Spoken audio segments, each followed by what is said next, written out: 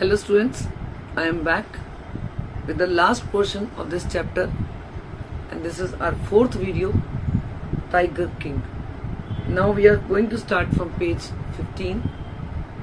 We have already read in the previous video that Maharaja was first of all very happy when he got the news from the villagers that there is a tiger in the hillside village, in the hillside forest, and he came over there, waited for many days, but tiger was not found.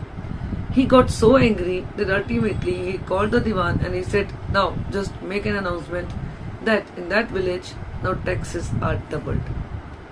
Now we are starting page number 15, first line. The people will become discontented. Then our state too will fall a prey to the Indian National Congress. The Diwan said, sir, please don't do this. Because if you do this kind of things, you are doubling the taxes, people will be dissatisfied, discontented. They will be dissatisfied with you. They won't be happy with their king.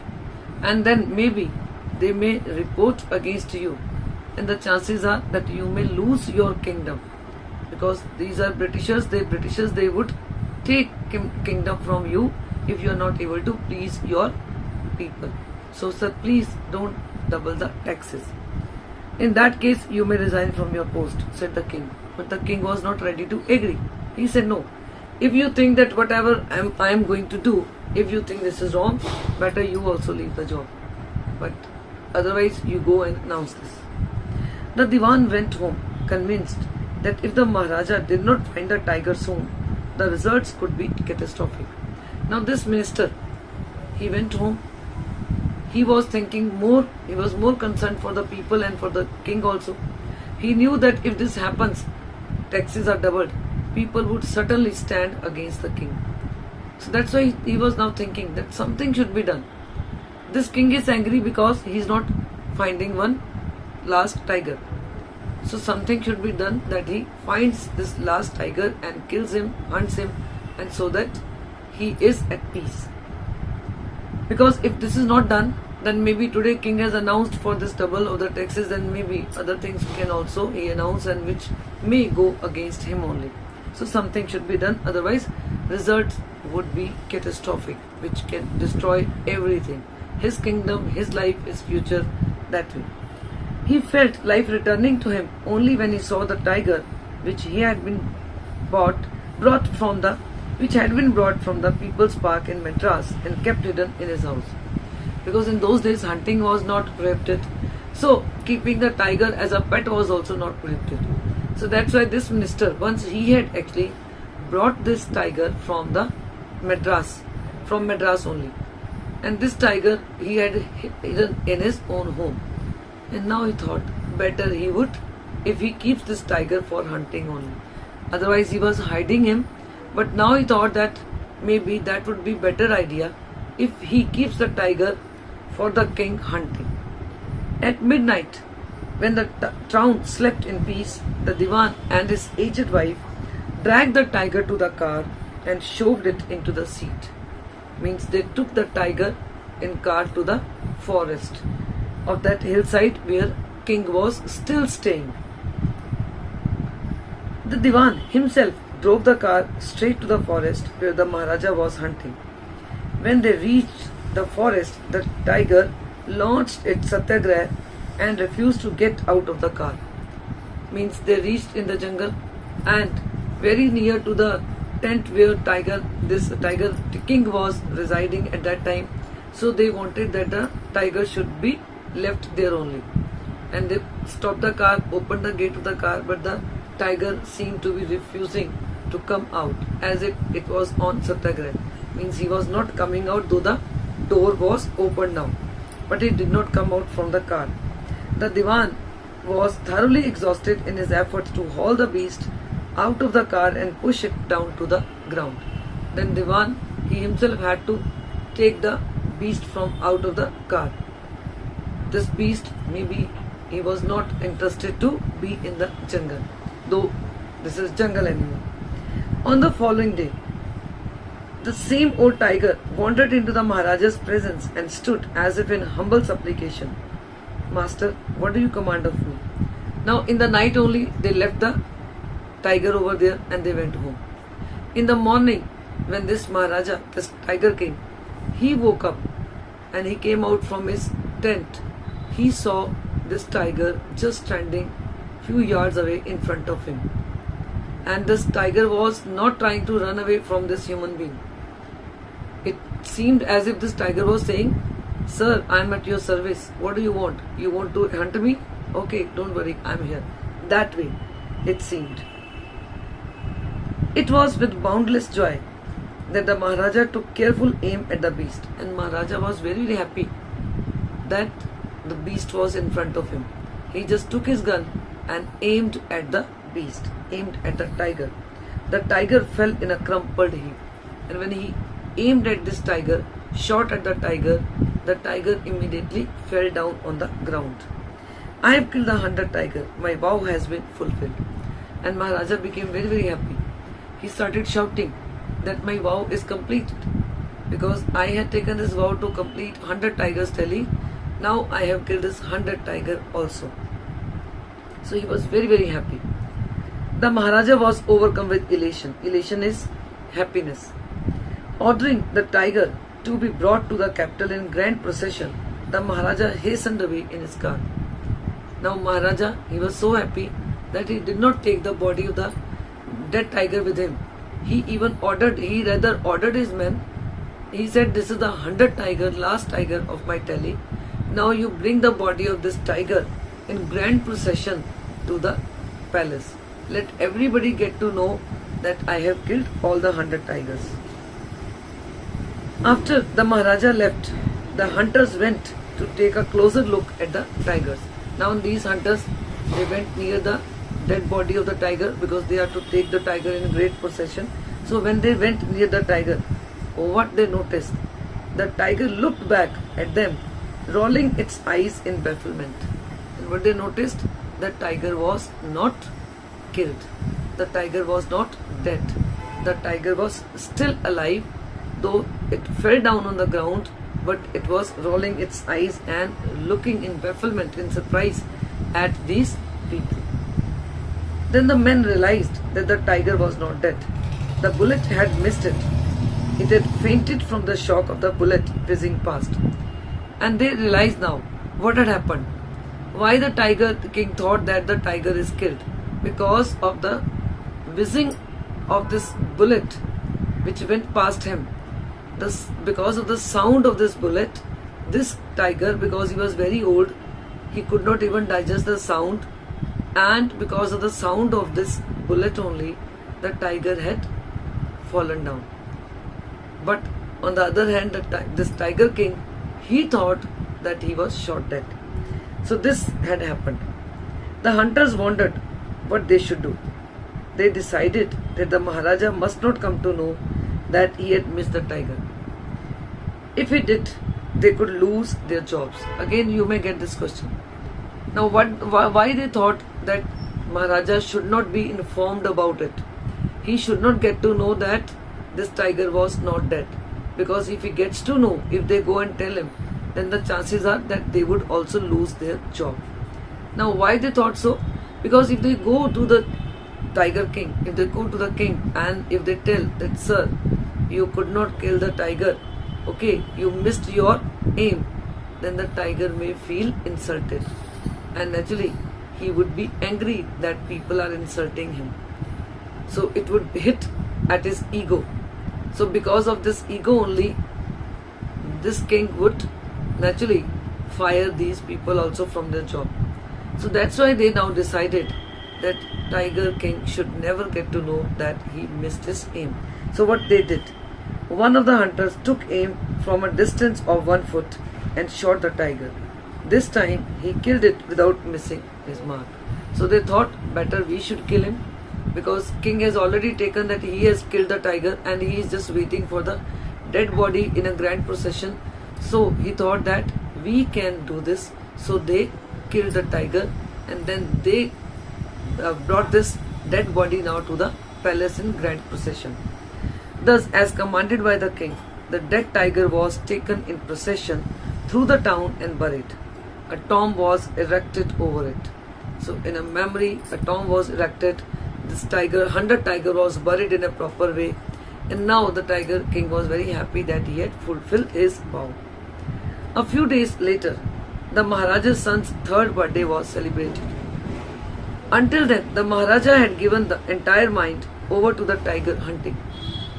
Now, this was third birthday, and till this day, maybe he had never taken that much care of his son because he was more interested in completing the tally of 100 tiger. He was always busy in killing the tigers, and now he was free from this killing, and this time he wanted to celebrate his son's birthday. He had no time to spare for the crown prince, but now the king turned his attention to the child. He wished to give him some special gift on his birthday. He went to the shopping center in Pratibadpuram and searched every shop but couldn't find any gift suitable. Finally, he spotted a wooden tiger in a toy shop and decided it was the perfect gift. So this time he wanted to celebrate in a proper way. So he wanted to gift also to his son. So he went to every shop and he could not find anything which could attract him. And lastly, there was a toy tiger which he liked the most, and he thought that he can purchase this as a gift to his son. The wooden tiger cost only 2 annas and a quarter, but the shopkeeper, 2 annas and quarter means it was very, very cheap in price. So it was not costly one. Means it was very simple toy in a simple shop, and the cost was also very low. But the shopkeeper knew that if he quoted such a low price to the Maharaja, he would be punished under the rules of emergency. Under the rules of emergency just mean very strict punishment. Now this shopkeeper thought that if he tells that this is very low price gift, then maybe the king would not like it, and king may then punish him. Now again question can be that why king would not like. Normally when the price is very low, the thing which we want to purchase, we become happy. But here the shopkeeper thought that this king would not become happy, rather he will be very, very angry. Why? Because this way it would be an indication that this is the taste of this king. That king liked this piece only, which is actually very low in price. Means it is not of very good quality. And the king had liked it. It means we are trying to hint at the king that this is your choice. So your choice is not that high choice. So that's why he thought that he should not tell this low price to the king. So he said, Your Majesty, this is an extremely rare of craftsmanship. Means very wonderful piece. Okay, this is a bargain at 300 rupees. And then he said, Sir, this is very costly piece, but maybe this is made for people like you only, because it is 300 rupees, okay, and this is the best piece in the market, and you have chosen the best piece. That way he said. Very good. Let this be your offering to the crown prince on his birthday, said the king, and took it away with him. And the king said, Really? This is really that high priced gift? So let it be your side gift for my son. Means he did not give even a single penny. Okay, he did not give 2 annas. So he said, let it be a gift from your side to your prince, because this is your prince also, okay, on his birthday. And then he went home. On that day, father and son played with a tiny little wooden tiger. So that day he played with his son, because now he was free, mentally free also. He had completed the tally of 100 tigers. It had been carved by an unskilled carpenter. But because we already know that this was not very, craftsmanship example, okay, a specimen of that highly quality craftsmanship. No, it was not like that. It was very simple toy, maybe made by any, some simple carpenter who was not even trained maybe for this work. That's why this was carved by unskilled carpenter, and its surface was rough. This carpenter was unskilled. That's why he did not make the surface very smooth. So surface was rough. Tiny slivers of wood stood up like quills all over it. And that's why tiny slivers, these needles of wood, stood on that toy, because it was not made smooth. Sometimes with sandpaper the things are made smooth, but it was not made smooth, and that's why tiny slivers were there. One of those slivers pierced the Maharaja's right hand. He pulled it out with his left hand and continued to play with the prince. And while playing with that toy, so one of the slivers, it pierced into the finger of this Raja, this Maharaja, this king, this tiger king. It happened in the right hand, and with the left hand he just took it out and he continued playing. But half of the portion was maybe left in the skin only, which he did not notice. And that's why when part of this sliver was there in the skin, in the body, that part, so it became poisonous, and the infection flared and spread in the whole arm, first of all whole hand and then whole arm. Slivers pierced the Maharaja's right hand. He pulled it out with his left hand and continued to play with the prince. The next day, infection flared in the Maharaja's right hand. In 4 days, it developed into a separating sore which spread all over the arm. Now the poison was there all over the arm. Now the thing was that surgeons were called, doctors were called. 3 surgeons, famous surgeons, were brought in from Madras. After holding a consultation, they decided to operate. The operation took place. And now, after consultation, they came to this conclusion that this arm should be cut from the body, because otherwise this poison will spread in the whole body. So if we are to save the king's life, then the arm should be amputated. Okay, arm should be cut. So ultimately, this was decided. The 3 surgeons who performed it came out of the theatre, means operation theatre, and announced the operation was successful. The Maharaja is dead. So operation took place, but during the operation, maybe because of too much of bleeding or whatever, but during the operation only, this tiger king died. Even then, these 3 surgeons, when they came out from the operation theatre, they were happy to announce that the operation is successful. Now, in what way operation was successful? Because operation was that they were to cut the arm, and this they did. They cut the arm. That was another thing, that after cutting the arm, and maybe because of so much of bleeding, the king died in the operation theatre only.